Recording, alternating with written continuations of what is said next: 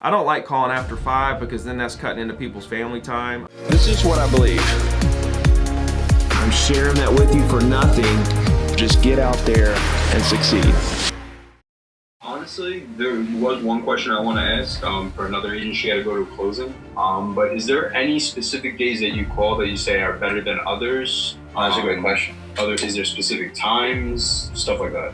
No, I think any time's good. I think a lot of agents try to pre-qualify the time and say, oh, what if they're at work? What if they're at lunch? What if they're this? What if they're that? And really, there's no good time. I mean, you're always gonna be interrupting people some people on the list. Anytime between 9 and 5 for me. I don't like calling after 5 because then that's cutting into people's family time. A lot of people do call from 4 to 6 and have really great results. Good.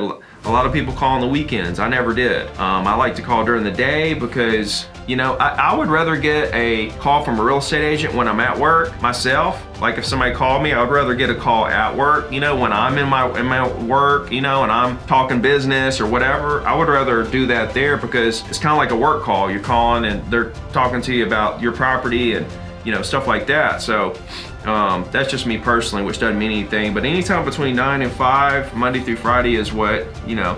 But I like to do that 3x3, 9 to 12, Monday, Tuesday, Wednesday. Because Monday, Tuesday, Wednesday, this is all set up for you, not necessarily the clients, but this is set up for if you got to show property all day Tuesday and you miss that session, you can make that session up Thursday or Friday. Or say you miss Tuesday and Wednesday, you can make that session up Thursday and Friday. So you have time on the back end of the week to make up your call session if you miss one in the beginning of the week, right? And it also goes ahead and knocks out the hardest part. Most people don't like calling, so it knocks that out early and then you're done.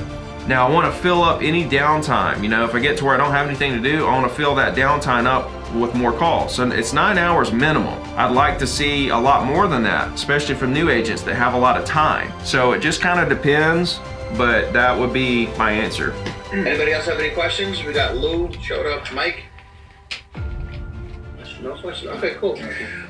Ricky? That's weak, Mike. That's weak, Mike. I do have a question for you. Regarding your script when you circle prospecting. When you get incorrect data, so let's say on the Red X or whatever your dialer, it's like, hey, Jamie. And it's not Jamie. What's your rebuttal after that? Oh, hey, I was looking for the homeowner at 123 Main Street. No, hell no, dude. They already told you they're not the homeowner. You know what I mean? Like, I'm just gonna go into, oh, I'm sorry about that. Well, look, I'm Ricky Carruth from X of Orange Beach. You know, I was down here just seeing what I could do to help people, you know, buying and selling real estate. Is there anything I could do for you? You know what I mean? Like, I don't know if this person's a renter. I don't know if they you know, if they even own property or where they own property, if they do, or whatever, but I want to come off really nice. I want to immediately divert that into, I'm in real estate. Is there anything I could do to help you? Okay, cool. Is there an agent you would work with?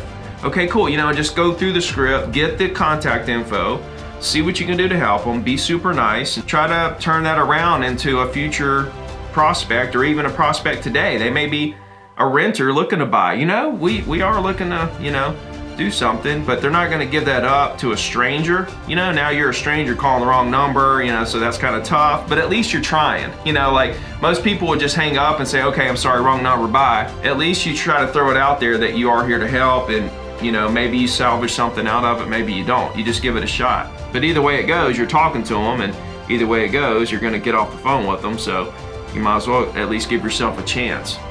Yeah, no, that's really good because honestly, even though the data is wrong sometimes, I mean, we could get, there's people that get discouraged and they don't know the correct rebuttal to squeeze that lemon, right? Mm-hmm. Because just because that name is incorrect on the phone, you got a voice squeezing that lemon correctly and saying the right things in 10 seconds or whatever it is, 15 seconds. Yeah. You have that phone is really, really imperative. And, you know, we run into that where we have a lot of data and the information, it says Susie and then a man picks up and we're just like, oh, hey, we were looking for the homeowner I wanted to do Main Street, but you're saying go right into the script, say, hey, this is Mike with Coldwell Banker. Yeah.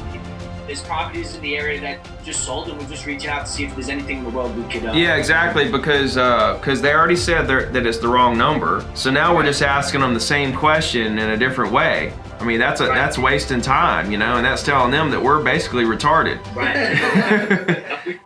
And also, it's another reason why I like to use last names. I like to say, hey, Mr. or Mrs. Because if it says Susie and then a guy answers, well, that could be the husband. And so I'm like, hey, Mr. So-and-so, you know what I mean? Okay, Mr. So, look, I don't mean to bother you. I don't want to take up too much of your time, but, you know, I'm a real estate agent around here. A few houses sold. Didn't know if there's anything I could do for you.